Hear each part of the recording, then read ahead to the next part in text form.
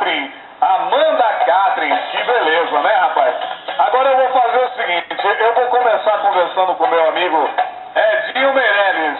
A Amanda, ela já se apresentou numa outra oportunidade aqui no nosso programa, né, Edinho? Você tá lembrado, não é? Lembro, com certeza, Edinho. E ela gostou tanto, deu tanto resultado, pra estar ganhando tanto dinheiro, que ela veio de novo. Voltou, né? Voltou. Primeiramente, quero agradecer sua presença mais uma vez aqui em nosso programa.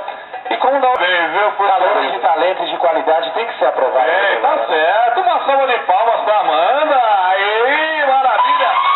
Agora, meu amigo Henrique, o que você achou da apresentação da Amanda? Olha, muito boa a apresentação dela. E como você falou, Gimenez, ela tá ganhando muito dinheiro, né? Porque ela tá dinheiro demais. Tanto que ela tá pendurando dinheiro na roupa já, né? E é prata pra tudo quanto é lado aí. Mas parabéns.